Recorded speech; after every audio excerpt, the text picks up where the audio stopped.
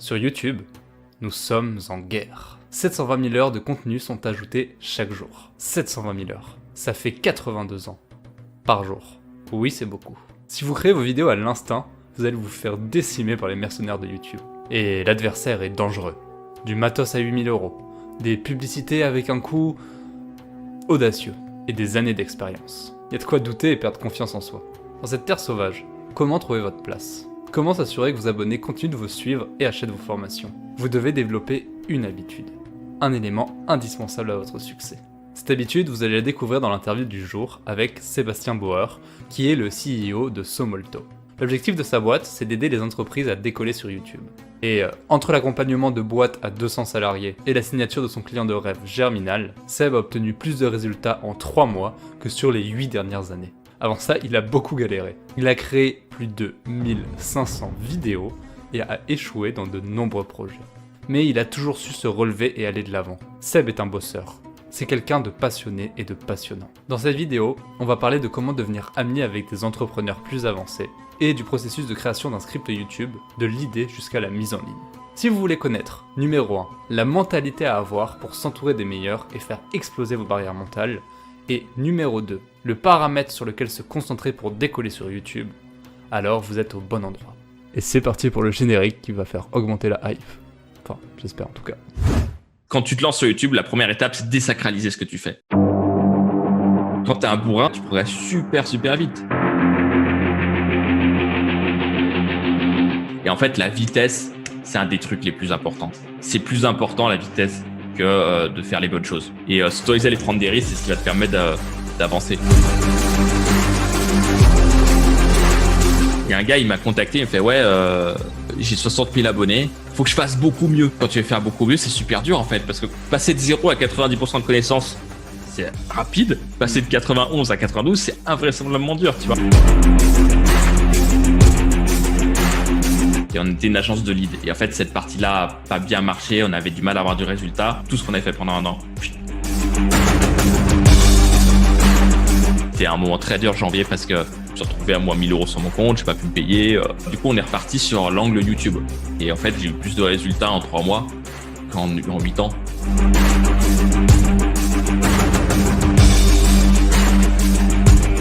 On teste toutes les semaines des nouvelles choses. Et ce rythme-là, cette intensité, c'est ce qui te permet de passer des paliers.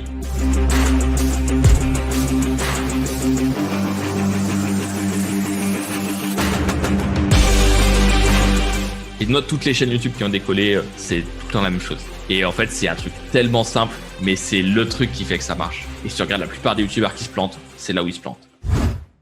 Une logique que t'aimes beaucoup, c'est pour toi, pour apprendre, il faut que tu t'entoures des bonnes personnes. C'est genre la meilleure manière de progresser. Et du coup, je voulais savoir comment est-ce que tu fais quand tu débutes, quand tu es en bas, pour justement s'entourer de ces personnes. Donc déjà, où est-ce que tu les trouves ? Ouais, c'est une bonne question. Je pense toujours aujourd'hui, parce que je pense que t'as eu l'info sur un vieux podcast que j'avais enregistré, c'est ça, hein, il y a quelques années. Exactement. Et en fait, aujourd'hui, je pratique toujours ça, quoi. Tu vois. Et encore cette année, j'ai quelqu'un que j'ai rencontré et qui m'a vraiment fait progresser à un autre niveau, quoi. Tu vois. Et en fait, moi, j'ai toujours progressé comme ça, c'est-à-dire que j'ai toujours réussi à m'entourer de personnes qui avaient atteint des paliers ou qui étaient qui avaient un autre niveau par rapport à moi, qui m'ont vraiment fait progresser très vite. Ouais. Je pense que, tu vois, le mythe un peu du self-made man, ça n'existe pas vraiment, quoi. Et voilà, moi, je crois beaucoup ce côté un peu mentor, sans que ce soit quelque chose de très officiel, de dire, tu sais, des fois, on cherche son mentor ou quoi que ce soit. En fait, c'est beaucoup plus informel que ça, quoi. C'est quelqu'un avec qui tu as une affinité, tu t'entends bien et qui te pousse. Donc voilà. Et la façon, en fait, est-ce qu'il y a une méthode pour en trouver ? Je pense que moi, je les ai jamais vraiment cherchés, si tu veux. Ouais. Par contre, c'est arrivé, si tu veux. Par exemple, le tout premier où ça m'a fait ça, c'est quelqu'un qui s'appelle Bernard Bertrand, avec qui je suis un peu pas fâché, mais on se parle plus malheureusement. Mais c'est la personne qui m'a appris la vidéo. Et en fait, Bernard Bertrand, il faisait des formations sur tuto.com. Et donc, j'ai découvert un peu le monde de la formation en ligne comme ça. Et tuto.com, c'est contrairement au monde infopreneurial, etc., c'est des tutos à, tu vois, entre 10, 20, 30, 60 € maxi, tu vois. Et en fait, Bernard Bertrand, c'est un photographe réalisateur qui a fait de la mode notamment, qui fait de la pub et qu'il a fait à haut niveau, c'est-à-dire qu'il a même bossé à l'international et il a vraiment un niveau excellent, quoi. Il a bossé pour Levi's pendant des années, voilà. Et en fait, ce qui était intéressant dans ce domaine-là, parce qu'avant moi je faisais de la vidéo, c'est que dans la mode, t'as ce côté très très fin en fait, tu vois, de la lumière. Ouais. Et la lumière, de la scène, de tout ça. Donc en fait, vraiment, il avait je savais qu'avec lui, j'allais vite progresser. Et en fait, j'ai acheté tous ses cours. Et en fait, à force de lui poser des questions, un jour, il m'a dit, viens, on s'appelle et je t'explique au téléphone. Et puis, de fil en aiguille, comme ça, on est devenu, j'étais devenu un de ses élèves, quoi, au final. Et donc, du coup, on s'est contacté comme ça, on a évolué comme ça. Et puis, il était assez accessible. Et c'est de cette façon, après, que, il m'a fait évoluer, il m'a appris plein de choses. Et puis j'ai démarré, quoi. Tu vois, j'ai mes premiers contrats en vidéo à l'époque où je faisais ça, quoi. Donc voilà, c'est un peu fait comme ça. Et en fait, donc d'une part, j'ai eu ça, la formation en ligne, ou avec Stan d'ailleurs, on s'est rencontrés d'ailleurs, toi et moi, Alexis, sur la communauté de Stan. Mais Stan, c'était un peu pareil. Moi, Stan, je le suis depuis avant qu'il lance sa chaîne YouTube. Tu vois. Ah oui. Donc, à l'époque, il était beaucoup plus accessible parce qu'aujourd'hui, c'est plus compliqué. Il est toujours accessible, je pense, mais c'est quand même plus compliqué. Il a quand même plus d'audience, il a une équipe, donc voilà. Mais tu vois, à l'époque, il avait que sa formation sur le copywriting et voilà, moi, je me suis vraiment impliqué dedans et puis là, de fil en aiguille, on est rentré en contact comme ça, quoi, tu vois. Donc, le côté formation en ligne, déjà, c'est un bon point. Et puis l'autre côté qui est intéressant, c'est qu'en fait, des fois, tu vas juste contacter des gens et tu vas te lier d'amitié avec. Par exemple, je suis devenu très ami avec quelqu'un qui s'appelle David. Et en fait, David, il avait monté une chaîne YouTube à l'époque sur le jeu vidéo Hearthstone. Ouais. Et du coup, ça s'appelait les Hearthstone FR Stratégie, quelque chose comme ça. Et en fait, on avait déjà discuté à une époque où je voulais faire un projet avec lui. Donc, j'étais un petit, tu vois, je démarrais, j'étais inconscient de tout, tu vois, je lui ai proposé un truc démesuré, mais il a pris du temps pour écouter mon projet, il m'a posé des vraies questions, et ouais, enfin, moi, j'étais largué sur ce qu'il me demandait, mais c'était hyper intéressant. Donc, au final, on n'a pas bossé ensemble, tu vois. Et puis, quelques mois après, son associé, enfin, ça se passe mal avec son associé, et du coup, ils se quittent, quoi. Et du coup, toute leur chaîne YouTube a plus de 100 000 abonnés et un gros projet qu'ils avaient développé à côté, tout s'effondre du jour au lendemain. Et en fait, lui, c'était un petit peu le businessman du truc, mais tu vois, le côté technique, c'était son associé qui le gérait. Du coup, il s'est retrouvé sur sa chaîne en solo avec une chaîne à 0 abonnés, un son dégueulasse, une webcam en 4 tiers, et faisait ses vidéos comme ça, tu vois. Et du coup, j'ai profité pour le recontacter à ce moment-là. Je lui ai fait, est-ce que ça t'intéresse d'avoir quelqu'un qui te file un coup de main sur la partie technique? Okay. Juste comme ça, tu vois. J'ai vu qu'il y avait un truc et tout d'un coup, en fait, il est passé de la personne inaccessible parce que énorme chaîne YouTube, tout le monde le demande, la star numéro 1 un peu de son domaine, quoi. Je recommence à zéro et tu vois, il y a une toute petite fenêtre de tir où je me suis dit, vas-y, là, je peux le contacter. Et j'avais sincèrement envie de l'aider, tu vois. J'ai sans même envie tu vois, c'est donnant, quoi. Et au final, tu vois, on a échangé, j'ai donné beaucoup de mon temps, je lui ai appris Premiere Pro, je lui ai appris Photoshop, et puis, après, jusqu'à qu'on devienne amis, quoi, tu vois. J'ai même passé des vacances chez lui, avec ses gosses et tout, c'était cool, tu vois. Et en fait, c'est comme ça, de fil en aiguille, que ça s'est fait. Et, c'est un petit peu, quand tu utilises des relations d'amitié. Et puis, la dernière personne en date, c'est Alexandre Mangal, avec qui je fais l'émission Somolto Sales Show. Et en fait, on débriefe des vrais appels de vente sur YouTube. Donc, c'est un contenu qui est assez rare, qui marche bien. Et en fait, lui m'avait contacté à la base par rapport à YouTube. Lui, c'est un commercial, tu vois, un bon commercial qui a beaucoup d'expérience, qui a bossé dans des grands groupes, qui vend des contrats à 6 chiffres, tu vois, voilà. Et puis, il m'avait contacté à la base pour parler inbound marketing et tout ça. Et puis, en fait, de fil en aiguille, j'ai eu cette idée d'émission d'analyser des vrais appels de vente, qui est un truc qui est peu fait ou voire pas fait, parce que c'est difficile. Tu vois, c'est un contenu qui est difficile. Tu t'exposes vraiment en faisant ça, quoi.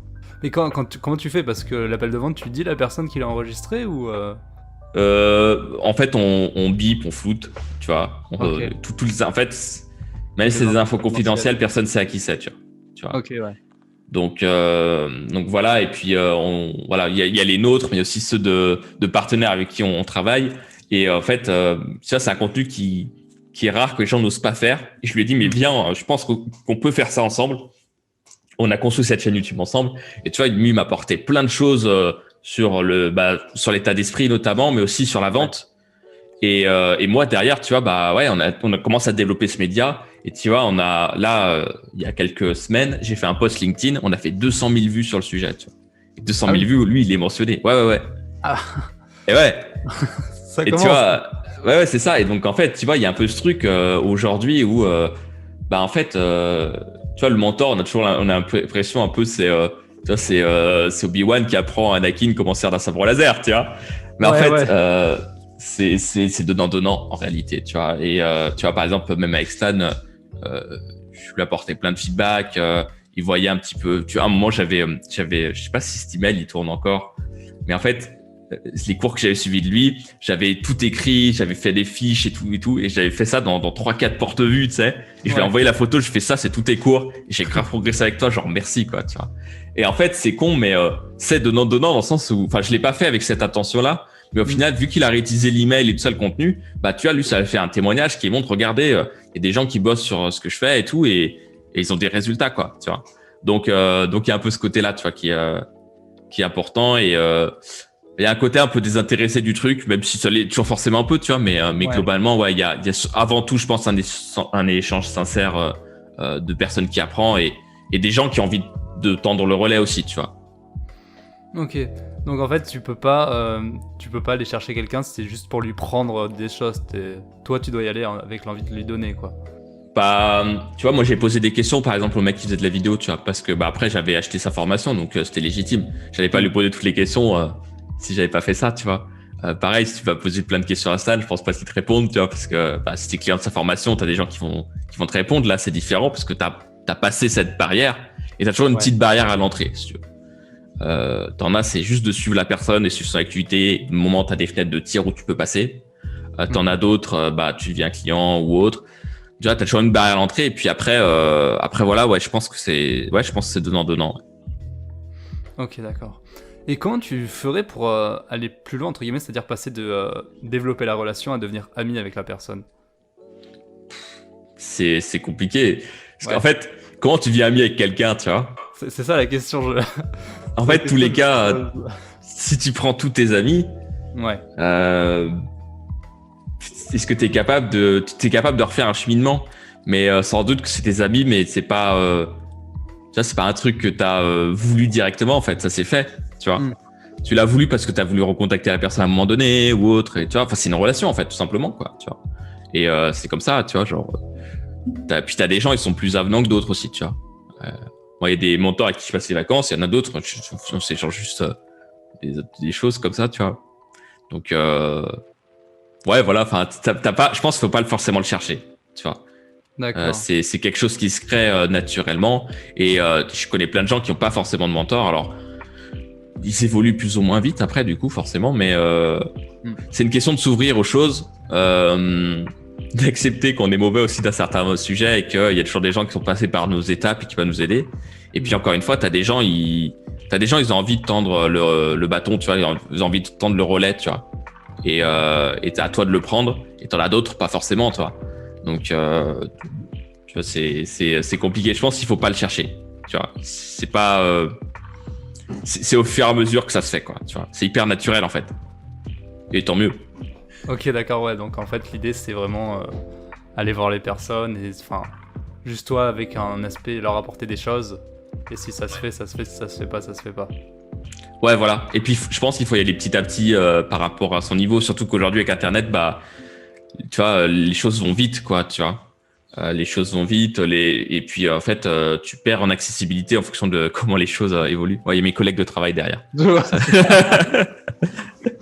Mais ouais, tu perds en accessibilité. Tu vois, typiquement, moi sur LinkedIn, aujourd'hui, je suis difficilement contactable parce que j'ai trop de messages et que j'arrive pas à les gérer et que du coup, j'y vais presque pas. Tu vois, je suis sur LinkedIn pour poster mes messages, quoi, limite. Et donc voilà, après, c'est une question de ça. Et en fait, ça va de plus en plus, plus t'évolues, en fait, plus c'est forcément plus difficile après, en théorie, de rentrer plus ou moins avec toi, en contact avec toi, tu vois. Ouais. Donc, c'est une question d'opportunité, tu vois, je pense à certains moments. Et puis oser aller demander, je pense que c'est important.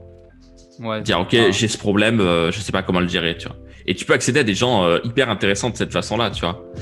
Par exemple, je sais pas si tu connais Guillaume Moupèche de l'Emlist. Alors je sais que Stan avait fait un podcast avec lui, si j'ai pas de bêtises, Ouais, mais je connais pas plus. c'est ça. Et ben en gros, Guillaume Moupèche, il a créé un SaaS qui s'appelle l'Emlist, et donc en fait ça permet d'envoyer des cold email. Donc Okay. tu as les outils type ActiveCampaign de newsletter classique, où en gros tu dis ok, ça je l'envoie à 1000 personnes. Et en fait l'Emlist, c'est un truc qui dit ok, prends le contrôle de ma boîte mail et tu vas envoyer 1000 mails, mais dispatchés toutes les heures, tu vois. Okay. Toutes les 5 minutes, il va envoyer un mail comme si c'est toi qui l'avais écrit. Du coup, ton mail n'arrive pas dans l'onglet promotion et il arrive direct dans la boîte mail des gens, la plupart du temps. Et ça permet de prospecter, tu vois. Donc, c'est une logique d'email totalement différente de la newsletter, mais c'est une autre façon de faire d'email. Et ben en fait, lui, typiquement, tu vois, c'est en France, c'est un peu, en ce moment, c'est un peu, il fait beaucoup parler de lui parce qu'il a fait plein de choses intéressantes et puis son outil, sa startup fonctionne super bien. Mais quand il s'est lancé sur YouTube, moi, je l'ai contacté et je me suis dit, voilà, opportunité. Je me suis dit, salut Guillaume, j'ai vu que sur ta chaîne, moi, YouTube, c'est bien mon truc et tout. Je serais ravi de discuter avec toi et tout. Et puis voilà, tu vois, et en fait, là, on a discuté. Je lui dis, voilà, ta chaîne, enfin, j'ai donné 2-3 trucs par rapport à YouTube, mais sans être en mode donneur de leçons. Tu vois, je lui ai juste donné des bonnes pratiques ou des trucs comme ça. Ça, je pense que c'est important. Et puis, lui, derrière, il m'a donné plein de trucs aussi, tu vois. On a discuté de pas mal de choses. On a échangé des idées, tu vois. Et en fait, je me suis dit, en fait, c'est incroyable parce que le gars, ouais, il a une boîte, il a plein de salariés, tu vois, il a pu me consacrer 30 minutes, tu vois. Et aujourd'hui, on se connaît, voilà, on est dans le même réseau, quoi, tu vois. Alors après, toute personne n'y a pas mentor, tu vois, ou quoi, mais typiquement, je sais que si je monte à Paris un jour, je lui dis, bah écoute, ça te dit on déj ensemble. Tu vois, c'est des trucs hyper naturels en fait, tu vois. Mais aussi parce que tu as envie de le faire. Tu vas pas t'entourer, même si le gars est super fort, s'il est invivable. Bah non, ouais. tu vas pas chercher à gratter, tu vois. Donc c'est pour ça que ça doit être hyper naturel. Ok, ça va. Et tu sais, pour garder la relation du coup de la même manière, est-ce que tu réfléchis pareil en mode c'est naturel ou est-ce que tu essayes de relancer régulièrement quand même? Bah ouais, c'est en vrai, t'as pas forcément besoin de le faire. Ouais, je sais pas. C'est un peu comme, tu vois, moi je pense que l'objectif c'est que ça doit devenir un peu comme si tu veux que ça devienne un peu comme des relations proches ou des potes, c'est un peu le truc où, tu sais, les meilleurs potes, c'est ceux, ça fait peut-être 1 an que tu leur as pas parlé, mais quand tu leur parles, quand tu les appelles, t'as l'impression que tu leur as parlé la veille, tu vois. Ouais. C'est un peu pareil. Tu vois, mon ami David, ça fait un moment qu'on n'a pas pu se parler parce que, avec la pandémie, on se voit pas, parce que lui, il est en Belgique. Voilà, tu vois, on a moins l'occasion, lui aussi a sa vie où il est bien occupé. Voilà. Après, tu as des choses, tu peux monter des projets ensemble. Alors ça, c'est plus chaud, il faut que la personne soit accessible. Ouais. Et il faut le faire en bon moment. Mais typiquement, tu vois, Alexandre Mingal, qui est le directeur commercial dont je te parlais, lui, il a pas il est hyper accessible, il a pas une audience, tu vois, c'est un commercial, tu vois, machin. Donc du coup, lui, il est tout le temps en relation avec plein de gens. Et je lui ai dit, mais viens, on monte cette émission parce que je sens en toi un potentiel. Moi, j'ai une autre compétence et je pense qu'ensemble, on peut faire vraiment un truc génial, quoi. Et du coup, c'est mine de rien, c'est à moi de garder la relation et c'est top. Et encore une fois, c'est relativement désintéressé, tu vois, c'est sincère. Enfin, moi, je trouve que de mon côté, je le fais sincèrement, tu vois. Je le fais parce que j'ai vraiment envie de le faire. Ouais. Je pense que c'est ça qui est important. Ok, ouais, je pense aussi pour un aspect par rapport à toi-même, si tu le fais juste pour essayer d'avoir des résultats, je pense que t'as un aspect où t'es pas aligné avec toi et tu te sens pas bien, quoi, de le faire. Ouais, ça dépend des personnalités. Y a des gens, ils s'en foutent. Ils sont en mode. Moi, je connais quelqu'un, une fois, il a fait. Tu sais, c'était dans un réseau un peu de youtubeurs et tout. Le gars, il démarre, il mappe un peu le truc, il fait OK, lui, c'est le numéro 1. OK, ça va devenir mon pote. 2 mois après, si c'était pote, quoi. Incroyable, quoi. Tu vois. Les gens, ils sont innés, naturellement, ils sont faits pour ça. Tu vois. Ouais. Et ils remontent par le réseau ou quoi. Mais ouais, moi, je pense que, personnellement, j'arrive pas à être. Tu vois, je suis assez intense comme personne, tu vois. Et dans mes relations de manière générale, je peux pas être à moitié, quoi, tu vois. J'ai besoin d'y aller à fond, tu vois. Et après, chacun a sa façon de faire, tu vois. Mais bon, voilà, après, c'est. Faut voir un peu les différentes choses. Moi, je tiens en tout cas que c'est quelque chose qui m'a beaucoup aidé à me développer, personnellement. Ah oui, je pense que c'est pas un rite obligé, quoi. clairement. Mais je suis clairement d'accord avec toi, l'idée de le fait de s'entourer, en fait, ça te fait monter plus vite. Et je pense surtout au niveau des blocages, genre tout ce qui est croyances limitantes, tout ça. Le fait d'être avec des gens qui ont déjà réussi ce que t'as, mais qui l'ont genre de manière naturelle, tu vois. Juste, par exemple, les gars, ils font 10 000 euros par mois, ils sont juste en mode oui, bah, enfin, c'est normal quand je fais 10 000 euros par mois, toi t'es là, tu fais comment ça, c'est normal toi tu rames, t'es en mode non, c'est trop dur. Tu sais, t'as 1 000 euros, t'es en mode yes, tiens, au début. Ça, non, mais c'est normal. C'est hyper normal. Et puis, je pense qu'on mentalise la génération, tu vois, dont on fait partie, je pense, d'un peu de nouveaux entrepreneurs, c'est ces 5 dernières années, je pense, tu vois, nous, on vient du monde un peu de l'infoprenariat, où on a d'abord pensé un petit peu, on a vu un petit peu ce champ des possibles, tout ce qui était possible, ces nouveaux métiers ou autres. On voit beaucoup de gens réussir et du coup aussi, le revers du truc, c'est qu'on se compare beaucoup à eux et qu'en fait, on se compare à l'aventure et pas à l'arrière-boutique. Ouais. Alors que si tu changeais le truc, ça serait tout de suite moins glamour. Mais ouais, il y a un peu ce truc où ouais, enfin voilà, c'est un peu... c'est compliqué un petit peu par rapport à ça et puis nous on mentalise beaucoup les choses, je pense, tu vois. Quand tu dis mentaliser, c'est-à-dire Franchement souvent on se prend la tête pour rien, tu vois, parce qu'en fait typiquement moi si j'ai appris un truc, donc moi l'entreprise que je gère aujourd'hui qui s'appelle Sobolto, on a eu 2 phases. Je l'ai lancé en janvier 2020 et on était une agence de lead et en fait cette partie-là a pas bien marché, on avait du mal à avoir du résultat, on avait du chiffre d'affaires, on vendait beaucoup mais on gardait pas les clients. Donc au final, la courbe, elle progressait pas. Ouais. Et j'ai une associée qui est partie. Ok. Donc on a dû tout reprendre à zéro. Et en fait, en décembre, janvier, genre, aucun sentimentalisme, on a tout foutu à la poubelle. Tout ce qu'on avait fait pendant un an, ça dégage. On est reparti sur... ouais, voilà. Ménage de printemps. Ouais, vraiment la page blanche, quoi. On est reparti à zéro. Et tu vois, voilà, pas le faire à moitié, mais on l'a fait. Du coup, on est reparti sur l'angle YouTube.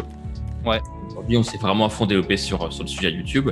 Et tu vois, là, on enregistre, on est en avril. On a déjà recruté un nouveau CDI, on a un stage long. Donc, on est 5 dans la boîte. On a 2 CDI, un stage long, tu vois. Et en fait, j'ai eu plus de résultats en 3 mois qu'en 8 ans, tu vois.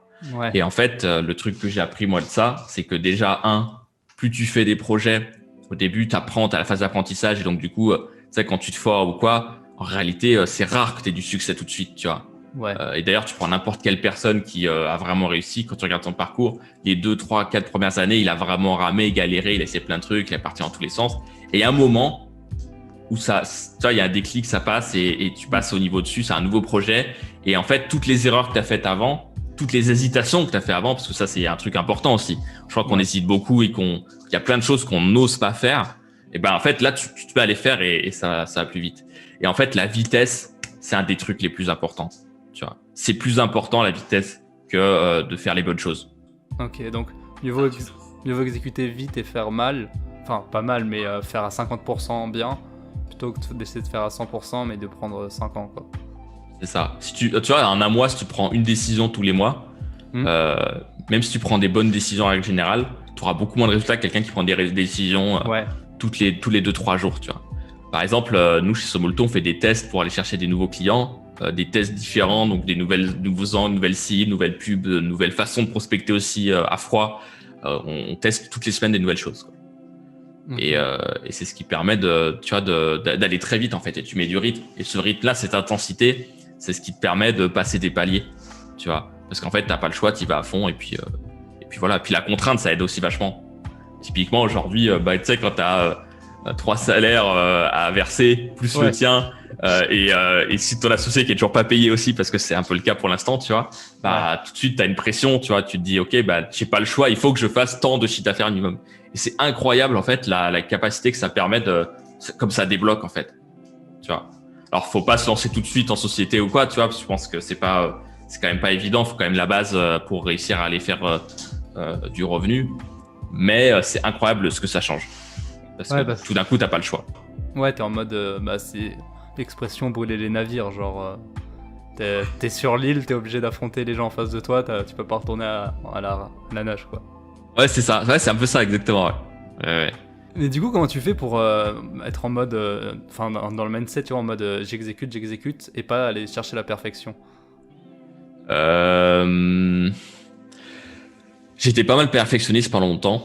Et en fait, c'est quand tu te rends compte que, en fait, les résultats et l'argent, c'est une drogue, vraiment.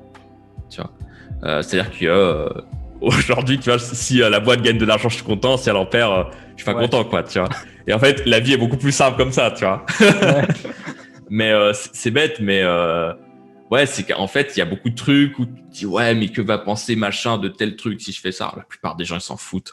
Et ouais, parce que on s'intéresse qu'à soi-même en réalité, tu vois. Et c'est pas de manière égoïste, mais c'est comme ça en fait, tu vois. Et du coup, moi je pense que ouais, il y a ce truc où s'autoriser à aller faire des choses, c'est important quoi. Des fois, aller contacter certaines personnes et tout ça, tu vois, c'est toujours un petit peu cette appréhension, tu vois. Mais en fait, plus tu t'autorises à faire ça, plus tu t'éduques à faire ça, tu vois. Et s'autoriser à aller prendre des risques, c'est ce qui va te permettre d'avancer. Ouais, de toute façon, ouais, c'est Stan il avait dit une phrase que j'aimais bien. C'est alors attends, si je m'en souviens, j'ai un bug. Le seul moyen de progresser, c'est de faire des choses qui pourraient ne pas fonctionner. Ouais, c'est pas faux, ouais. J'aimais bien cette phrase, être dans l'idée, ouais, en fait, si tu veux progresser, tu dois faire des choses où tu te dis, bah, peut-être que ça va pas marcher, parce que forcément, du coup, c'est quelque chose que t'as jamais fait, donc t'as un potentiel d'échouer, mais t'as un potentiel de progression. Et tu vois, dans nos process de croissance, donc en fait, on a tous les lundis, on a une réunion chez Somolto avec mon associé où on fait, on liste le test qu'on va faire pour croître la boîte. Donc aller chercher de nouveaux clients, développer telle chose ou quoi. Et vous êtes en mode croissance pour l'instant, c'est ça? Ouais, enfin la boîte est toujours en mode croissance de toute façon parce que quand ça croît pas, tu te fais chier quoi. Concrètement, tu vois. Voilà, mais globalement, tu vois, on est en mode ok. Donc par exemple, on va tester ça, on va tester de telle façon, et en fait, on liste nos idées et chacun a mis un score. Donc t'as genre, est-ce que c'est facile? J'essaie de me rappeler de mémoire, hein, mais est-ce que c'est facile, le temps que ça va mettre à mettre en place et l'impact que ça peut avoir, tu vois. Ouais. Et en fait, chacun va mettre entre 1 et 5 points sur chaque case. Et donc, tu sais, c'est vraiment, voilà, moi je vais mettre des fois 5 sur un truc et mon collègue va mettre 1, tu vois. Ouais. Donc, tu vois, on va pas être d'accord. Mais en fait, tout ça, après, on additionne et après, on regarde juste dans quel ordre nos idées elles arrivent en termes de points et ce qu'on pense. Et puis, on prend les meilleurs qui sont sur le papier. Et après, on les teste. Et puis, t'en as qui sont trop bien et t'en as que c'est de la grosse merde, tu vois. Genre, tu vois, mais c'est pas grave, tu vois. T'as des exemples d'idées de trucs qui ont bien bidé? Bah, ouais, Google Ads, par exemple, ça a bien bidé, tu vois. J'ai lancé un peu une pub à l'arrache et en plus, j'ai oublié de la couper au bout de. En plus, tu sais, c'est le genre d'erreur, tu sais qu'elles arrivent. Ouais. Et j'étais quasiment persuadé de recouper la campagne. Et l'autre jour, je suis retourné sur Google Ads et en fait, elle tournait toujours, quoi. Donc, bon, il y a 120 balles qui sont parties dans des trucs pour des conversions un peu nulles en plus, tu vois.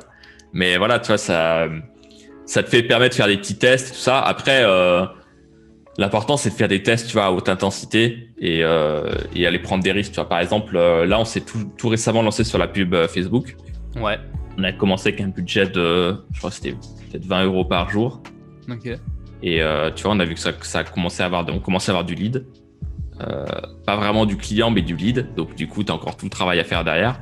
Mais du coup, on s'est dit, ok, bah, faut qu'on aille plus loin. Et là, on dépense 50 à 60 € par jour, tu vois. Et tout de suite, sur le mois, ça fait quand même des sommes, hein, ça fait quand même plus de 1500 €, tu vois. Ça commence à monter, ouais. Ouais. Donc, du coup, c'est là où tu commences à te dire, ok, je monte en intensité le truc et je vois où je peux aller. Et c'est là où après, tu prends des risques. Mais les vrais tests, ils y vont quand il va comme un bourrin, tu vois. Je crois que c'est Star of Service. Les mecs, tu connais l'anecdote? Ouais. Elle est incroyable, quoi. Raconte-la pour les gens qui...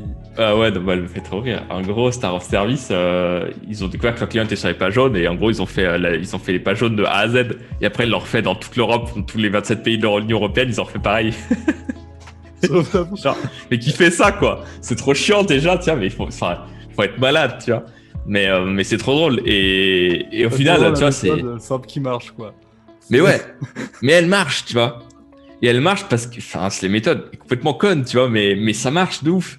Alors après, derrière, sans doute les commerciaux, ils étaient bons, tu vois. Voilà, ça, c'est une partie de l'histoire. C'est pas parce que tu vas appeler tous les gens sur les pages jaunes, tu vois. Je sais même pas si ça existe encore, tu vois, mais c'est pas parce que tu vas appeler tous les gens sur les pages jaunes que tu vas avoir du retour. Par contre, c'est clair que si tu te fais juste la page de A à B, tu vois, des pages jaunes, tu vas te taper tellement d'appels que tu vas progresser super vite. Bah ça, c'est un truc de malade. Et quand t'es un bourrin, en fait, tu progresses super, super vite. Et t'as pas le temps de te poser des questions existentielles qui sont nécessaires au début. Et moi, je me suis beaucoup posé parce que moi, j'étais beaucoup dans ma tête. Mais quand tu passes ce cap-là, il y a quelque chose qui change. Tu vois. Ok. Ouais, c'est vraiment, t'es en mode agir, quoi. Ouais. Et forcément, il y a des moments où tu te poses. En fait, t'as toujours des moments où tu vas vite. Puis t'as des moments où pendant une semaine, tu vas peut-être faire une pause. Puis après, tu repars en sprint et tu réessayes des choses. Okay, et voilà quoi. J'avais écouté une interview de Anthony Bourbon avec David Laroche. Il a dit un truc que j'ai trouvé super intéressant. Il est en mode, la stratégie, tu la mets en place qu'une fois que tu as mis l'action. Enfin, plus précisément, la stratégie découle de l'action. Genre, tant que tu connais rien, faut pas que tu sois en mode, ok, sur les 5 prochaines années, voilà notre business plan, on va faire ça. Tu es en mode, non, tu fais. Pendant 3 mois, 4 mois, 5 mois, tu fais des trucs. Et au bout de 5 mois, tu regardes les résultats. Et tu commences à développer un peu ta stratégie, mais en fonction des actions que tu as fait. Alors que souvent, les gens font l'inverse. Ils réfléchissent pendant 1 an leur stratégie et ils commencent à mettre des actions en place. Et en restant dans la stratégie. Mais c'est confortable mentalement. Ah, bien sûr. Parce que il y a plein de choses et c'est hyper confortable de faire ça, tu vois. Mais c'est ce qui fait que tu passes pas des paliers de chiffre d'affaires. Tu restes bloqué à 1000, 2000 euros par mois et t'arrives pas à passer ce truc, quoi. Tu vois. Alors, il y a d'autres choses qui font aussi que tu n'arrives pas à passer. Typiquement, la délégation. Tu vois, aujourd'hui, nous, on embauche, c'est pas pour rien, quoi. Tu vois, on embauche, on n'a pas énormément encore de chiffres, tu vois, mensuels. Mensuels. Et mais parce qu'on sait que à long terme, ça va être, c'est la meilleure chose à faire, quoi. Tu vois. Donc ouais, c'est clair. En fait, il faut mettre des choses et puis après, tu vois ce qui marche. Tu vois, tu lances des balles, tu vois ce qui rebondit. Et mais ça, faut le faire de l'intensité, tu vois. Si tu envoies 2-3 mails de prospection, tu vas avoir du retour. Non, il faut en envoyer 100, 200, 300, tu vois. Et tu vois après ce qui se passe et voilà. Je pense que c'est un aspect, il faut pas avoir peur du rejet. Enfin, au bout d'un moment, tu vas juste t'habituer au rejet. Ouais. Mais c'est dur, hein. Moi, j'ai encore du mal avec ça. Hein. Et puis, tu perds vite le... Ouais, c'est ça. Mais surtout en commercial, tu vois. Moi, j'ai pas mal géré la partie commerciale de la boîte, notamment la première année. Puis le début là de Somolto version 2, on va dire, la boîte que vraiment on est en train de faire aujourd'hui sur YouTube. Il y a vraiment ce côté, c'est du sport, quoi. Tu vois, c'est au moment où t'arrêtes de vendre, c'est comme la reprise est très dure, tu vois. Okay. Et donc c'est du rythme, tu vois. Si tu veux vraiment devenir un bon vendeur, il faut que t'en fasses un peu tous les jours et que t'aies tes appels tout le temps, tu vois. Ok, ouais. Et puis penser aussi à te former en même temps pour t'améliorer.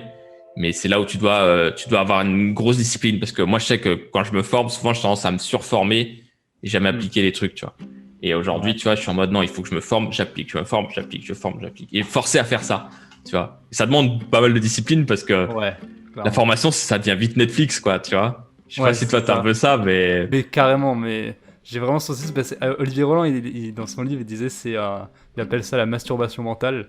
C'est ça. Juste, t'apprends des choses, mais juste pour le plaisir d'apprendre des choses. Au final, tu les appliques jamais et tu les oublies le lendemain, quoi.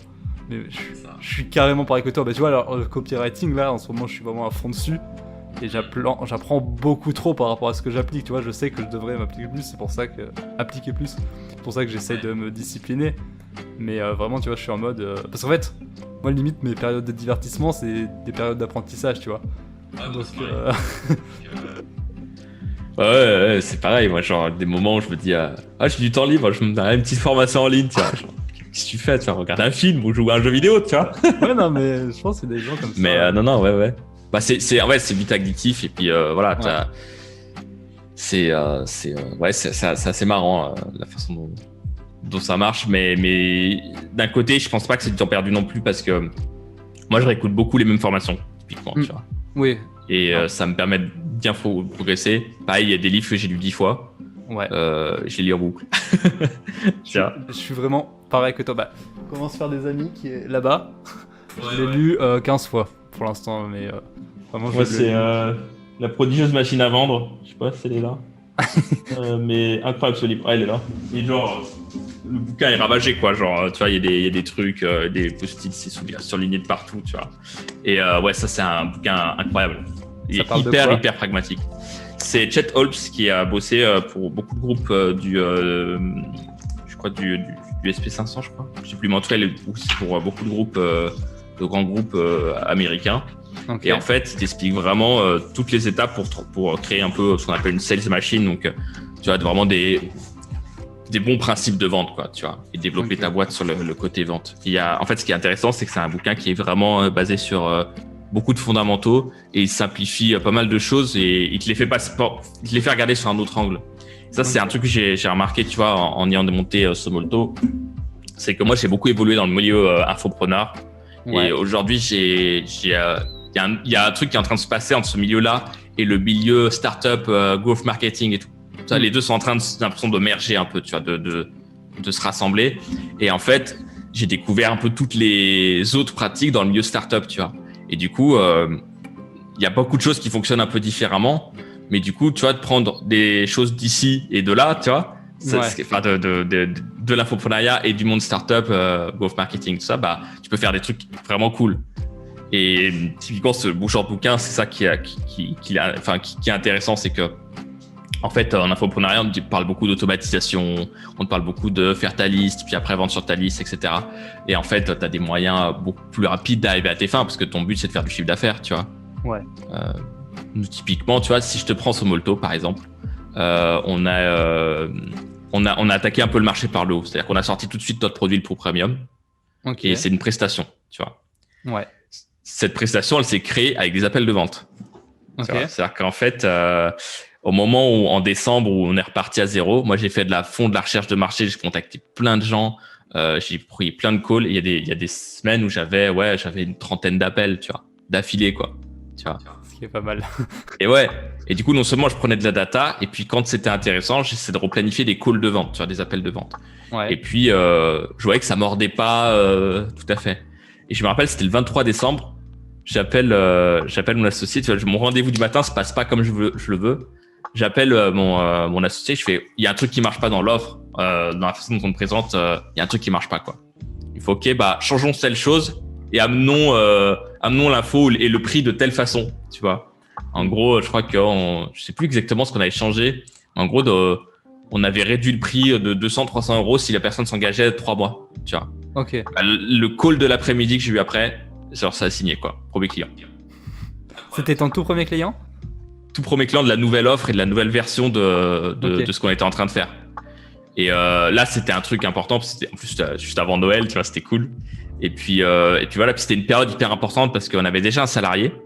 Donc on était 3, donc j'avais mon associé Axel et puis notre salarié, notre monteur, qui s'appelle Alexis aussi, je salue. Et typiquement, en fait, c'était un moment très dur, janvier, parce que on savait que les courbes allaient se croiser. C'est-à-dire que tu avais les courbes des revenus d'avant qui commençaient à se casser la gueule parce qu'on a arrêté les missions avec eux.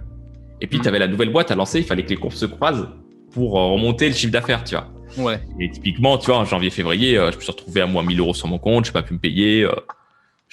Ma carte était bloquée tout le mois, tu vois. Voilà. Mais en fait, quand ça t'arrive, ça détend, tu vois. Parce qu'en fait, tu te dis, en fait, tout va bien, tu vois. Ouais, ça va. Personne n'est venu chez moi.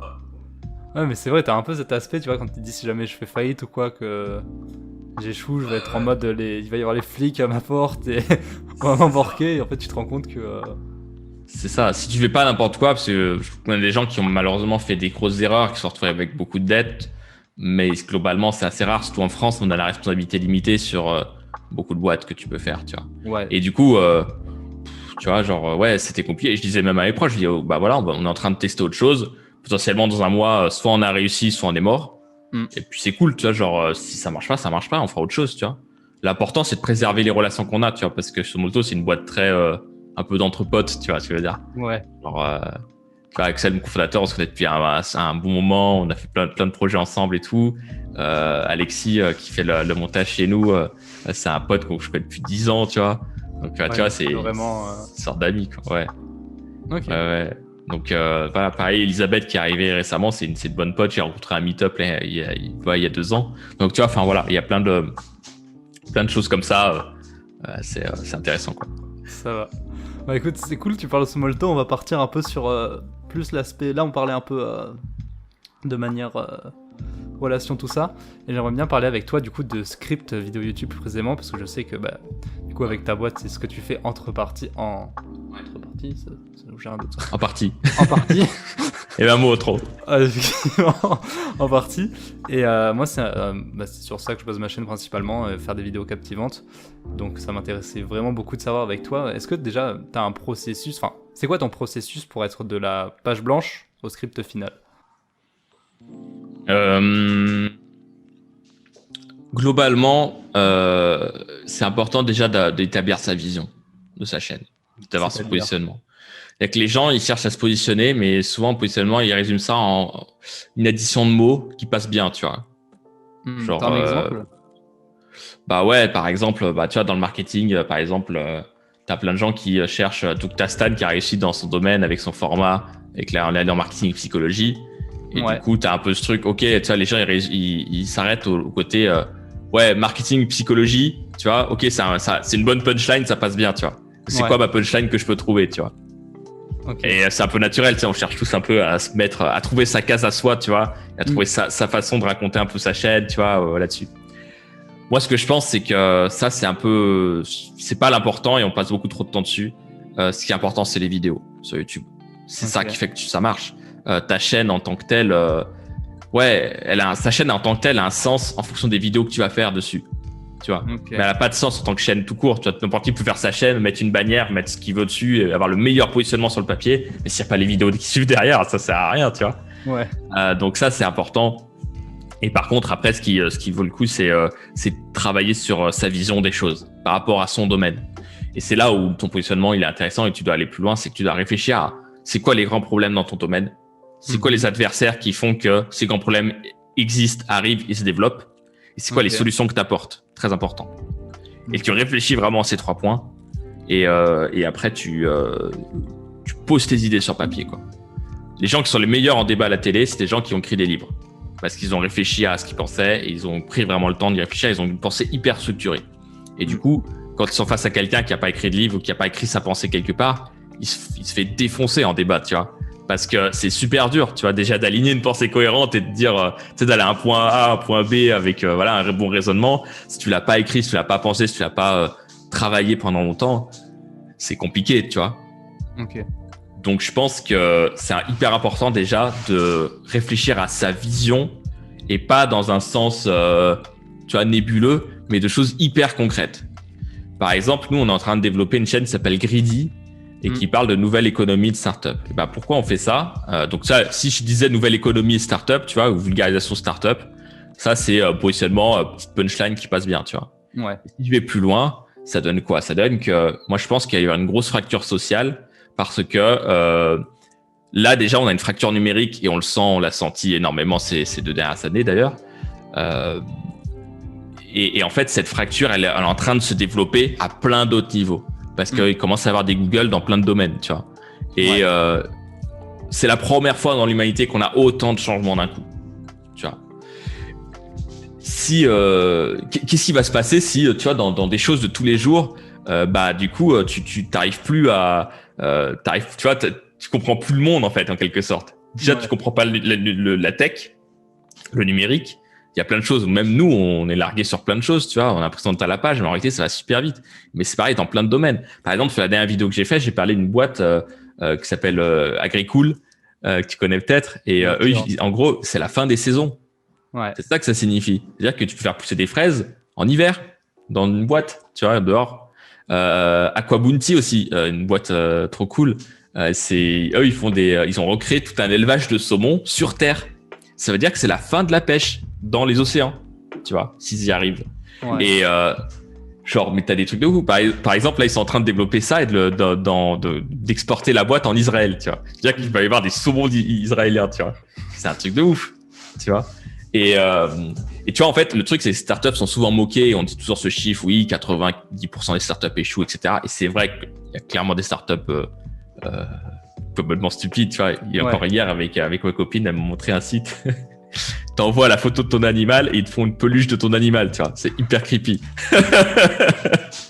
Ouais, mais tu regardes, genre par exemple, t'as des sites genre le Pet Rock. Je sais pas si les gens sont familiers avec ça. C'est un gars, il avait monté un site où en fait il vendait des cailloux de compagnie. Donc Tu vas sur le site et littéralement t'achètes un caillou qui arrive dans une petite boîte et c'est ton caillou, tu dois le nourrir, etc. Et tout ce gars a fait des millions d'euros avec le Mais code. ouais. Mais après, ça, c'est un truc, ça a sans doute pas duré longtemps, tu vois, je pense. Non, ça a c'est pas duré le côté longtemps. en spinner, tu vois. Ouais. Mais bon, après, c'est un marché, tu vois, c'est ça. Et en fait, le truc, c'est que voilà, le problème, en fait, en étant dans un cliché, c'est que t'as des gens qui sont à fond start-up et pour eux, c'est la solution à tous les problèmes du monde. Et d'ailleurs, ça va remplacer la politique. Ce qui est pas le cas, tu vois, genre, Oui. il a besoin des deux, quoi. Et t'as l'autre qui sont en mode, non, mais start-up, c'est de la merde. Ça marche pas, c'est pas des vraies boîtes, etc. Je suis désolé, une boîte qui est en train de régler le problème de la pêche, où les gens font n'importe quoi, ils pêchent à l'électricité dans l'eau, tu sais, enfin, genre, n'importe qui a joué à Pokémon dans sa vie, c'est qu'il faut pas faire ça, quoi. Je rigole. Mais tu vois, je veux dire, c'est terrible, quoi, tu vois. Et en fait, il y a vraiment ce truc où, pour nous, c'est un vrai sujet, tu vois. Et on a envie d'informer sur ça et de parler de ces boîtes-là de manière simple et d'extraire un peu les infos importantes et de dire, voilà ce qui est en train réellement de se passer. Okay. Et soyez informés et réfléchissez à ça. Parce que sinon, vous allez vous faire jetlaguer comme c'est arrivé sur le numérique. Tu vois, et ça, c'est une vision. Tu vois, ça, c'est une espèce c'est une solution à ça. Et tu vois, là, finalement, en parlant de ça, je t'ai décrit les problèmes, les fractures sociales et numériques. J'ai décrit les adversaires. Donc, les gens qui disent que les startups, c'est pas des vraies boîtes, etc. Adversaires. Ouais. Les gens qui parlent de startups en parlant que de jargon et en faisant un peu à nous versus eux, tu vois, et vraiment extrême qui fait que tu peux pas rentrer dans ce système, tu peux pas le comprendre sinon. Et puis, les solutions, justement, c'est d'en parler, de vulgariser, d'expliquer ce que ça fait et de trouver les pépites qui montrent que non, une startup qui change vraiment le monde, ça ressemble à ça. Et c'est pas que du vent. Ouais. Donc, voilà. Il y a des trucs de ouf. Par exemple, là, c'est un truc qui est très peu connu. Mais là, je sais pas si les gens le savent, mais la couche d'ozone, il y a plus de trous dans la couche d'ozone. Ouais. Et c'est une startup qui a fait ça. Les gars, littéralement, la couche d'ozone, ça commence à être un problème critique. Les gars se sont vraiment rassemblés et en 2 semaines, ils ont réparé la couche d'ozone. En 2 semaines. C'est genre. Ouais. Bah, ça a pris un petit peu de temps, je crois. Ça n'a pas pris 2 semaines pile, mais. À mettre en place pas bien à mettre en place, ça a pris du temps de réflexion. Mais le fait de. Enfin, je crois. Hein, c'est. Non, je crois que la couche d'ozone c'est quand même réparée sur plusieurs années, évidemment, tu vois, mais globalement, c'est clair c'est une petite équipe qui a, effectivement, t'as raison, c'est une petite équipe qui a vraiment réussi à résoudre ce problème-là et c'était pas très nombreux et c'est incroyable. Et en fait, c'est ça, il faut en parler. Et en plus, je sais pas si t'as fait le test dans ton entourage, mais quand tu dis, ouais, la couche d'ozone est quasiment réparée, les gens sont en mode, ah bon? Ouais, bah oui, et en fait, ouais, c'est ça, on n'est pas au courant de ça. Et t'as un super livre, tu sais, c'est Factfulness. Je sais pas si tu l'as lu. Non, c'est sur ma longue liste de livres. Un des livres les plus incroyables des livres. Ça doit être un livre qui te retourne le cerveau, non, je pense. Bah en fait, tu vois, enfin genre, moi je me rappelle bien des cours d'histoire géo. C'est une matière que j'aimais bien. Et en fait, tous les sujets dont on parlait en cours d'histoire géo dans les années 2000, en fait, tu te rends compte qu'il y a plein de problèmes qui sont réglés. Et sauf que vu qu'on n'est pas à l'école ou quoi, on n'est pas au courant, tu vois. Parce que tu arrêtes de faire de l'histoire géo quand tu grandis, tu vois. Effectivement, ouais. Tu t'informes avec la télé, quoi, tu vois. Et à moins que tu sois prof d'histoire géo toi-même, tu restes vraiment prêt à tout ça. Mais en fait, tu as plein de clichés. Et justement, ce livre règle ces clichés-là. Et en fait, ça te montre en fait que on est dans un monde qui a vraiment évolué et en 10 ans, quoi. Et d'ailleurs, si tu réfléchis à ce qu'était 2010 par rapport à 2020, mais c'est incroyable. Airbnb, c'était au tout début. Uber, ça existait à peine. Uber Eats, ça n'existait pas, tu vois. Enfin, il y a plein de boîtes comme ça qui n'existaient pas. L'iPad, c'était le tout début. On avait iPad 1 où tu pouvais rien faire dessus, quoi, tu vois. Donc, non, voilà. Dans tous les cas, enfin, pour revenir au sujet de YouTube, parce que c'était de ça dont on parlait à la base, mais tu vois, c'est ça clarifie sa vision. Et ça, le faire ça, en fait, ça fait que tes vidéos, elles vont prendre un autre angle. Parce que tout d'un coup, tes vidéos, tu as des sujets sur lesquels tu veux te battre, tu veux te défendre et tu t'as réfléchi. Et derrière, après, il suffit de trouver un prétexte pour en parler. Tu vois.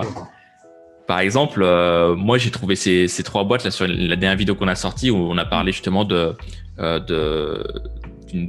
Creator, qui est une boîte qui fait des burgers automatisés, d'Aqua Bounty qui fait les saumons et d'Agricool qui fait les fraises et les salades. Et typiquement, je me suis dit, voilà, rassemblons ça dans une case un peu food tech et puis justement, je peux placer mes idées là-derrière, tu vois. Donc t'es un peu, ok, j'ai ce sujet qui est trop cool, donc j'ai envie de parler, j'ai envie de creuser le sujet, de me former, de me plonger là-dedans. Et puis après, t'as ce truc, comment est-ce que je le rends activable, utile pour les gens qui m'écoutent? Comment est-ce que je rends ça, comment est-ce que je peux faire en sorte d'être audible par rapport à ça, que ce soit utile pour les gens, tu vois? Et ça, comment tu fais concrètement pour le rendre utile? Et ben en fait, tu te dis, qu'est-ce que les gens doivent tirer à la fin de la vidéo? Qu'est-ce que je dois avoir changé dans leur tête, tu vois? Okay. Par exemple, tu vois, dans cette vidéo-là que je te citais, typiquement, c'est, voilà, en fait, tu peux... Attends, je réfléchis un peu à comment je peux l'amener, mais... Ouais, typiquement, dans cette vidéo-là, je voulais faire montrer que les startups pouvaient régler des vrais problèmes, tu vois. Et que il fallait sortir un petit peu des clichés, tu vois. Si j'arrive à faire ça, pour moi, j'ai gagné. Ok. Mais après, tu as des choses plus pragmatiques. Là, on a une autre chaîne qu'on est en train de développer, qu'on est en train de lancer, qui s'appelle YouTube Lab. Et l'objectif, c'est d'être un peu la chaîne de veille des YouTubeurs. Et que tu sois débutant ou que tu sois très avancé, tu vois. C'est-à-dire qu'on te donne les news, on te fait les tests, etc. Okay. Là, on est en train de développer des vidéos sur le Stream Deck. Tu vois ce que c'est? C'est oui, vite fait, mais... C'est une petite interface, en gros, où en gros, tu peux mettre des raccourcis. Et en fait, il y a un gars qui faisait des montages pour un gros YouTuber qui a des millions d'abonnés. Le gars il est extrêmement productif. Il arrive à monter 3 vidéos par jour, un truc de malade. Et le mec a 3 claviers, tu vois. Okay. Il a réussi à... Non, je crois qu'il en avait 5 à la base. 5 claviers pour faire ces trucs. Un truc de malade, tu vois. Il met des raccourcis sur ses touches, etc., si tu veux. Et c'est exactement à quoi sert, quoi. Et alors, c'est un peu malade. Mais tu vois, pour te donner l'idée, c'est que le Stream Deck a permis de séparer 2 claviers. Donc, un petit appareil tout petit, tu vois, avec des boutons dessus. Voilà. Ouais. Et donc, typiquement, ça, on sait que pour les montages, ça peut te faire gagner beaucoup de temps. Et du coup, ça fait une vidéo où, Stream Deck pour monteur, ou comment gagner du temps en montage. Bah, c'est des vidéos qui peuvent intéresser plein de gens qui font du contenu YouTube. Parce qu'on a tous envie de gagner du temps sur le montage, tu vois, et garder encore en qualité. Ça se dire, comment je gagne du temps, mais que je maintiens la qualité. Ouais. Ça fait partie de la vision. Tu vois ce que je te dis? Problème, ça prend du temps. Et puis, bah, la solution, c'est, comment j'en gagne, avec ce type d'outils et ce type de productivité. Et en fait, la vidéo, tu la rends utile en mode, regardez que cet outil il existe. Voilà comment on peut l'utiliser en tant que monteur. Et après, vous pouvez l'acheter, puis passer par notre lien affilié si la vidéo vous a plu, quoi, tu vois. Et tu vois, tu peux être sur des trucs très, très, on va dire, métaphysiques ou même sociétal, politique presque, mais aussi sur des sujets beaucoup plus simples de cette façon. D'accord. Donc en fait, ouais, tu vas chercher des idées par rapport à ta vision du monde. C'est ouais. Ça okay. Ouais, voilà, ta vision par rapport à ton domaine, et c'est important de le développer, quoi. Ok. Et une fois que tu as l'idée, comment tu fais pour l'écrire, pour écrire la vidéo, quoi, littéralement? Eh ben, tu fais une trame. Nous, on utilise pas mal de trames et ça dépend ce que tu fais. Tu vois, ce qu'on essaie de faire, nous, c'est de catégoriser la vidéo. Okay. Donc, il y a des vidéos, on va dire que j'appelle, qui sont mes préférées, c'est les vidéos essais. Donc, c'est comme, comme un bouquin, quoi, tu vois. Et donc là, tu vas essayer de développer tes idées au fur et à mesure. Et il faut que tu aies un enchaînement logique. Comme en copywriting, c'est comme une bonne page de vente, c'est que chaque partie doit être utile pour l'autre et tu dois à chaque fois teaser la partie d'après, tu vois. Donc ça, c'est important là-dessus. Après, tu as des trames d'expérimentation ou d'aventure, par exemple. Okay. C'est du vlog, quoi. C'est la quête que j'ai envie d'accomplir, c'est ça. Et je vais vous montrer comment j'y vais. Et l'important, c'est que tu aies du contraste. C'est qu'on montre les moments où tu arrives à faire ça, les moments où tu galères, les moments où tu hésites, les moments où tu as du succès, les moments où tu as à nouveau du retournement. Et ça, en fait, ça doit être hyper spontané. Tu vois, c'est des moments de vie que tu filmes, etc. Et puis, à la fin, tu arrives à la fin de la vidéo et la question, c'est est-ce que j'ai accompli ma quête? Ça, à la limite, que ce soit oui ou non, c'est pas grave. Mm-hmm. Et sauf c'est la leçon que tu en as tirée. Ouais, tu vois. Ça fait des vidéos hyper spontanées et mais il faut juste y penser, tu vois. Parce que même si c'est des vidéos très spontanées, il faut quand même les préparer. Sinon, tu pars dans tous les sens. D'accord. Dire, c'est quoi la quête et comment j'implique les gens avec ça? Donc, typiquement, voilà la quête que je veux accomplir et voilà pourquoi c'est important pour moi, tu vois. Et là, les gens, ils peuvent se reconnaître ou pas par rapport à ça, tu vois, mais l'idée, c'est de les emmener avec toi dans le voyage, quoi, tu vois. Donc, voilà. Et en fait, des trames comme ça, t'en as plein. Okay. Tu peux en trouver plein, tu peux en créer aussi, tu vois. T'as les trames un peu de films à suspense aussi, un peu, tu vois. Ouais. Où tu essaies de trouver qui est coupable. Tu sais, dans un film, en gros, tu as ce truc qui est coupable du truc et donc du coup, tu fais tout le temps des hypothèses et en fait, tu te rends compte à la minute que ah bah non, ça peut pas être ça. C'est pas ça la solution, tu vois. Ouais. Et du coup, tu peux t'amuser en faisant ça, tu vois. Et tu peux même baser, je pense, toute une chaîne autour de ce genre de concept. Tu vois. Bah, c'est un peu ce que je fais en soi. Je fais pas que pour les trames, mais c'est un peu mon idée, tu vois, de donner différentes structures, différents éléments pour rendre un script intéressant. Et ouais, tu vois, je pense que ça, c'est assez important parce que c'est ce qui va te permettre de simplifier un peu le truc. Et puis après, voilà, t'as tes idées, puis après, tu les développes. Moi, ce que je fais, c'est que je raisonne beaucoup en bullet point. Donc, en gros, typiquement, je peux faire le plan d'une vidéo dans le tram, tu vois, par exemple. Là, je sors mon téléphone, j'ai une idée. Je dis, OK, c'est quoi les 3 grandes idées que je veux développer, par exemple, dans cette vidéo? Qu'est-ce que les gens ils doivent savoir pour comprendre la vidéo? Ça, je vais en parler un peu au début. Et puis après, c'est quoi la grande leçon qu'ils doivent tirer? Et ça, je me réfère à la vision que j'ai écrite avant. Tu vois. Et puis après, je rentre chez moi, je prends du temps et je développe et j'écris, tu vois. Là, je scripte de A à Z, souvent. Et après, avec nos clients, on fait un peu pareil. Tu vois, il y a cette question, comment tu délègues un script, qui est très compliquée. Tu vois. Et je vois tout le monde, tous les youtubeurs se poser la question, comment je peux déléguer mon script et tout.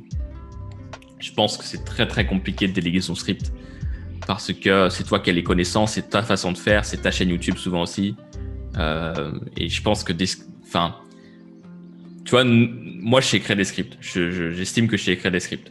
Ouais. Par contre, si un client, là, on a un client, par exemple, qui fait du SaaS B2B. Donc, il vend des logiciels pour des professionnels qui, après, revendent ces logiciels-là à des clients finaux. Tu vois, donc, c'est quand même un truc un peu spécial, quoi. Typiquement, s'il me déléguait le script à écrire de A à Z, je sais pas par quoi je commence, quoi. Tu vois, je connais pas son domaine. Il faudrait des heures pour comprendre ce que c'est, tu vois. C'est pas rentable, tu vois, tu peux pas. Ça prend vraiment du temps, quoi. Puis des fois, mes scripts, j'y bosse 3-4 heures dessus. Tu vois, donc c'est compliqué. Et par contre, ce qu'on a trouvé avec Somolto, c'est qu'on peut faire les scripts avec eux. Ouais. C'est en gros, tu te dis, OK, pendant 1 heure, 1 heure et demie, on va écrire le script ensemble. Et en fait, ça marche super bien parce que nous, on a cette vitesse d'exécution, on arrive à cadrer la personne, etc. On lui pose les bonnes questions et c'est lui qui amène le contenu, son savoir, son expertise et nous, on le retransmet après sur papier. Mais je comprends pas comment tu fais pour écrire un script en 1 heure et demie ou même en 3-4 heures parce que moi, typiquement, le script, c'est là où je passe le plus de temps sur ma vidéo et j'y passe 15 heures, tu vois, pour une vidéo de 15 minutes. Comment tu fais pour aller aussi vite? Tu te mets des contraintes. Par exemple? Tu te dis, au lieu d'écrire ma vidéo en 15 heures, je me mets 4 heures maximum et j'ai pas le choix. En 4 heures, ma script doit être fait. Tu vois, tu sais, Uber, ils ont fait ça, par exemple. Uber, c'était, OK, on est en San Francisco. Je crois qu'ils ont dû démarrer en Californie comme tout le monde, quoi. Et en gros, je sais plus exactement par où ils ont démarré, mais en gros, quand ils ont voulu ouvrir une autre ville, ils se sont dit, OK, on l'ouvre demain. Ils ont mis 6 mois à l'ouvrir. Et là, celle d'après, ils ont fait, OK, on l'ouvre demain. Et ils ont peut-être mis 4 mois. Sauf qu'aujourd'hui, ils sont capables d'ouvrir une ville en 24 heures. Tu vois? Et à l'époque, tout le monde foutait de leur gueule. Tu vois? C'était en mode, mais en fait, mais jamais, tu vois? Tous les chauffeurs, tu te fasses connaître, des personnes. Enfin, tu sais, Uber, c'était petit, quoi, à l'époque, tu vois? Ouais. Et en fait, le fait de se forcer à réduire le truc fait que tu y arrives. Parce que t'as pas le choix. C'est comme le truc de chiffre d'affaires. La contrainte, c'est incroyable pour progresser. Parce qu'en fait, ça te change tout. Si tu te dis, en fait, est-ce que je pourrais pas écrire un truc, une vidéo qui marche? Tu vois, le but, c'est pas de faire la vidéo parfaite. Ouais. Le but, c'est de sortir tes vidéos, de les sortir régulièrement. Un des plus gros adversaires des youtubeurs, c'est de pas sortir de vidéos régulièrement. Et ça, c'est terrible parce que l'algorithme, après, il te défonce sur YouTube si t'es pas régulier, tu vois. En gros, t'as 28 jours, je crois, pour apparaître dans les recommandations une fois que quelqu'un commence à regarder tes vidéos, qu'il soit abonné ou pas. Il va avoir d'autres vidéos qui vont être suggérées sur sa page d'accueil, tu vois, par exemple, de toi. Mais si tu sors une vidéo tous les 3 mois, parce que tu veux qu'elle soit parfaite, en fait, t'es jamais recommandé et tu grossis jamais, tu vois. Ok. Donc, il faut publier régulièrement. Et si tu fais des vidéos où t'as trop de complexité, que ce soit dans ton tournage, dans ton montage, dans ta mise en ligne, en fait, c'est un ennemi à ton succès. Et je dis pas qu'il faut produire une vidéo par jour comme beaucoup le font un peu à l'arrache. Moi, je suis pas partisan de ça. Je pense que c'est une technique du passé et que ça marche pas. Je pense que c'est intéressant de faire ça pour progresser, mais que pas en termes de résultats, tu vois. Ouais, c'est ça. C'est ça. Le meilleur exemple, c'était Pierre Cross quand il l'a fait, tu vois. Pierre Cross, il a vraiment eu ce truc où il faisait une vidéo par jour, mais c'était son job, il faisait que ça. Et il était très créatif. C'est-à-dire que, OK, il faisait une vidéo par jour, mais c'était à chaque fois une vidéo très bonne. Ouais. Mais c'était pas une vidéo parfaite. Mais c'est pas grave parce qu'en fait, c'est ce qui lui a permis de passer de 100 000 à 500 000 abonnés en quelques mois, tu vois. C'est sa plus grosse période de croissance, elle est à ce moment-là. Mais parce qu'il a fait du contenu excellent tous les jours. Et si tu fais du contenu médiocre ou moyen tous les jours, bah, c'est pas ça qui va forcément te faire rentrer, surtout sur une niche, tu vois. Et puis Pierre Cross, il a fait ça, il avait déjà 100 000 abonnés, donc si tu veux, il pouvait faire cet effet de levier. Et souvent, tu prends les leçons en moitié, tu vois, genre de truc. Quand tu dis Pierre Cross, il a fait une vidéo par jour, ça a marché, donc je vais faire pareil. Ouais, sauf qu'il a déjà 100 000 abonnés, en fait. Ouais. Tu vois. Donc, toi, si tu démarres à zéro, bah, bonne chance, tu vois, vaut mieux que tu fasses des bonnes vidéos et tout. Mais en réduisant ce temps, tu te forces à avancer plus vite. Pareil, avant, je faisais énormément de recherches. En te disant, mais en fait, les connaissances, je commence à les avoir. Et puis surtout, j'essaie de développer ma propre pensée. Ouais. Et ben, typiquement, ça va te forcer à sortir des vidéos beaucoup plus vite. Ok. Tu vois. Et des fois, on fait de la sur-recherche pour rien, tu vois. Et on parle d'un truc trop compliqué que les gens comprennent même pas. Tu sais, ils comprennent même pas le sens de ce qu'on dit, tu vois. Ouais. Et il y a pas mal de gens, ils font ça, quoi, tu vois. Et je pense qu'ils écrivent leurs vidéos, on trouve la vidéo géniale, mais en réalité, on a compris 10% de ce qu'ils ont dit. Ouais. Tu trouves la vidéo instructive, mais pas instructive dans le sens, ouais, un peu bien faite, tu vois, comme un documentaire. Mais ouais, tu trouves ça ouf, tu vois, tu dis, ouais, c'est vraiment bien. Sauf qu'en fait, t'as peut-être pas compris 100%, t'as pas compris 100% du message, tu vois, derrière. Parce que tu l'as complexifié, tu vois. Enfin, voilà, moi, c'est mon point de vue, tu vois, c'est un point de vue assez tranché qui peut-être pas partagé par tout le monde, qui est peut-être pas la vérité là-dessus, mais moi, je pense vraiment ça. Et l'important, pour moi, c'est, t'as le court terme, t'as le micro et le macro sur YouTube. Okay. Le micro, c'est être capable de sortir des vidéos. C'est tes vidéos qui font ta chaîne. Et donc, oui, il faut s'améliorer sur tes scripts, mais tu vas t'améliorer en faisant. Et le plus important, c'est que tes vidéos sortent. Et le macro, c'est ta régularité. Moi, typiquement, nous, on a lancé un cours qui s'appelle le Bootcamp YouTube, là, il y a 2 semaines. Et en gros, c'est vraiment tout le parcours pour apprendre à faire sa vidéo en 10 jours maximum, de l'idée jusqu'à la publication. Et c'est pas 10 jours à temps plein. Hein. C'est genre, tu découpes, tu fais 1 heure par jour à peu près, tu vois. Okay. Et l'idée, c'est vraiment que de ton idée jusqu'à ta publication, ta vidéo ne devrait pas te prendre plus de 10 jours à faire. Et après, tu fais une boucle et tu recommences. Okay. Il y a un gars, il m'a contacté, il me fait, ouais, j'ai 60 000 abonnés, voilà ma chaîne. Je sais pas si le cours il est adapté pour moi et tout. Moi, j'ai besoin de travailler mon élocution et la qualité de mes scripts, etc. Et je regarde sa chaîne et bon, effectivement, son élocution, il y avait du boulot, tu vois. Parce qu'en fait, il était très linéaire. Tu vois, sur tout le long de sa vidéo pendant 6 minutes, tu vois.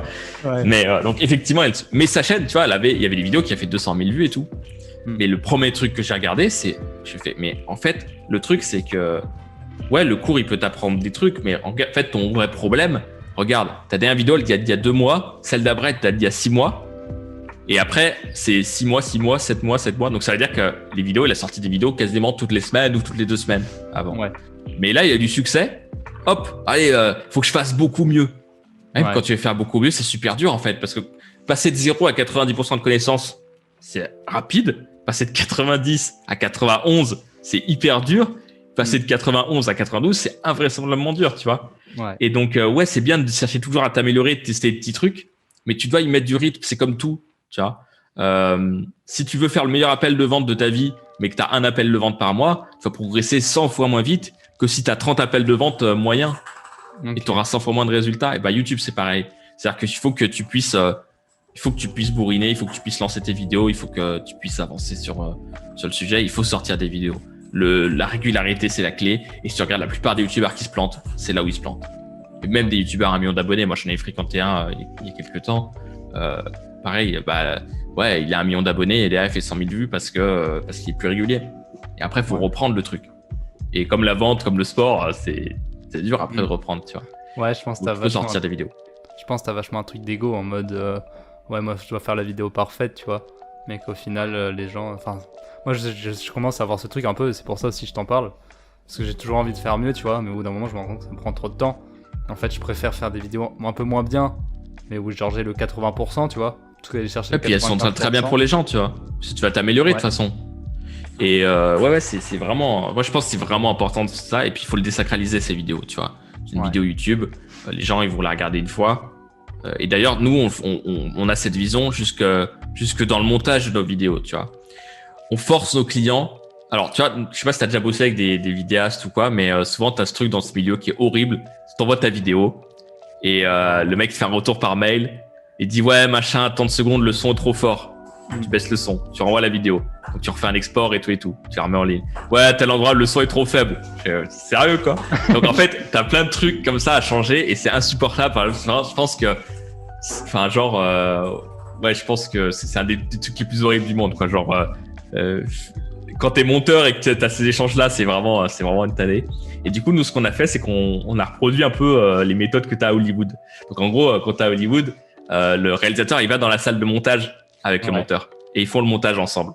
Alors nous on fait pas le montage avec le client, mais par contre ce qu'on fait c'est que on lui envoie pas sa vidéo, on lui pose un rendez-vous, donc il vient à ce rendez-vous là et on lui stream sa vidéo en temps réel. Et regarde, et le monteur fait les modifications en temps réel de ce qu'il veut. D'accord. Ça le force à prendre ses décisions en 30 minutes, 1 heure, et à la fin du rendez-vous sa vidéo elle est terminée et on ne la touche plus. Et non seulement le monteur il gagne, enfin le monteur gagne du temps, le client gagne beaucoup de temps parce qu'il a pas besoin, il a un moment où il est focus, deep work, tu vois, il fait le truc avec le monteur, il fait que ça et il a pas d'échange de mails, de regarder la vidéo, faire ses retours, prendre ses notes, etc. Donc voilà, il y a ce moment là-dessus. Et puis surtout, la philosophie derrière, c'est quoi? C'est qu'une vidéo, elle est regardée une fois. Donc la première impression, c'est la meilleure. Et ça se passe jusqu'au montage chez nous, tu vois. Donc voilà, ça c'est hyper important et parce que la régularité, c'est la clé sur YouTube. Quand tu te lances sur YouTube, la première étape, c'est de désacraliser ce que tu fais. Parce que quand tu sors ta première vidéo, t'es en mode waouh, c'est un truc de ouf. En fait, l'important, c'est que t'en sortes une deuxième. T'as plein de gens, ils sortent leur première vidéo, puis après, ah, c'est trop bien, j'arrête. Et voilà. Et en fait, le truc, c'est que non, il faut en sortir. Et c'est comme tout, c'est que plus tu sors de vidéos, c'est pas grave, en fait, si t'as une vidéo qui est moins bonne que l'autre, tu vois, qui fait moins de vues que l'autre, parce que t'en as une autre qui arrive dans une semaine, 2 semaines. C'est comme, tu sais, les gens qui envoient un email par jour, ils disent souvent ça d'ailleurs. Ils disent, c'est pas grave, en fait, si ton email est moins bon, parce que t'en envoies un le deuxième le lendemain. C'est pareil pour les vidéos, tu vois. Et au final, t'as un effet cumulé de ouf, parce que plus ton catalogue de vidéos il est gros, plus t'as de portes d'entrée pour les gens, pour qu'ils te découvrent. Donc en fait, c'est tout bénef d'être régulier et de se dire, je passe moins de temps, je réduis le temps que je passe à faire mes vidéos, et surtout, j'en sors plus régulièrement. C'est parce que c'est la discipline qui fait que ça marche. Et toutes les chaînes YouTube qui ont décollé dans notre réseau, c'est tout le temps la même chose. C'est de la régularité. Et en fait, c'est un truc tellement simple qui est tellement pas glamour, tu vois. C'est pas le truc le plus sexy, tu vois. Mais c'est le truc qui fait que ça marche en grande partie. Et tu vois, on parlait de Stan.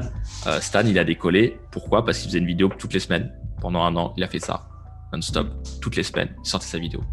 Et c'est voilà. Et tu regardes ses vidéos aujourd'hui. T'en as, elles ont aucun sens, tu vois. T'en as, t'as sa tête, elle est en bas à droite de la de la caméra, le son est pourri et tout machin. Mais au final, tu s'en fous parce que tu vois, ça a marché quoi. Et il a été régulier. Et d'ailleurs, aujourd'hui, tu vois, il a du mal à refaire ses vues, tu vois, parce qu'il sort peu de vidéos sur sa chaîne principale. Il développe beaucoup la chaîne secondaire, alors que c'est une autre discussion, tu vois. Mais il a un peu du mal à refaire ses vues, tu vois, parce que je pense que ça touche tout le monde en fait. C'est pas parce que t'es un gros youtubeur que ça te touche pas, que t'es soumis à l'algorithme comme tout le monde. On est tous soumis à la loi de la gravité, t'as personne qui s'envole comme ça. C'est pareil pour YouTube, on est tous soumis à l'algorithme. Et ouais, moi je pense que sa chaîne elle aurait pu taper 1 million d'abonnés s'il avait été plus régulier, tu vois, aujourd'hui. Mais bon voilà, après je suis pas là pour donner une leçon et tout, ce qu'il fait ça, il a fait un très beau travail et tout, tu vois. Mais moi je suis assez persuadé que ça, que aller trop loin c'est un peu dommage parce que en fait ça te fait pas avancer. Tu peux aller beaucoup plus vite en étant régulier. Ok, j'aime vachement bien cette mentalité. Ça va, écoute, j'ai encore 30 000 questions à te poser, mais ça va être l'heure, hein. Comme tu m'as dit. Je voudrais te poser du coup juste une dernière question, savoir qu'est-ce qui t'a... blabla. Qu'est-ce qui a été le plus utile pour toi dans cette interview? C'est toujours bien de parler de ce qu'on fait, de son métier, de le mentaliser, tu vois. Moi, je suis le CEO de Sobolto, donc j'ai un gros boulot à faire sur la vision de la boîte, un peu comme la vision du chat YouTube, tu vois. Et ça passe par ce qu'on vient de raconter ici, tu vois. Et en fait, c'est quelque chose qui se construit. C'est qu'au début, tu dis un truc, t'as l'impression que ça a beaucoup de sens, tu le réécoutes, tu fais en fait, tu vois, 2 semaines après, tu fais non, c'est pas ça le truc. En fait, la vérité, c'est ça, tu vois. Et ce truc de la régularité, tu vois, genre, voilà, c'est une grosse question qu'on se pose parce que nous, nos clients, on essaie de leur faire au moins 2 vidéos par mois, ce qui est déjà beaucoup. Ouais. Mais si on voulait vraiment être bourrin et leur dire, OK, il faut un max de résultats et tout, faut qu'on fasse une vidéo par semaine, ça demande beaucoup plus de logistique parce que c'est des gens qui sont quand même occupés, ils ont des boîtes, etc. Donc voilà, du coup, c'est hyper intéressant, tu vois, de toujours réfléchir et de parler de sa discipline et tu vois, de la travailler, de la développer. Il y a une vraie philosophie à avoir, je pense, sur ce qu'on fait, quoi. Ok. Ça va. Bah écoute, merci beaucoup Seb d'avoir pris le temps de venir parler avec moi. J'espère en tout Un cas. plaisir.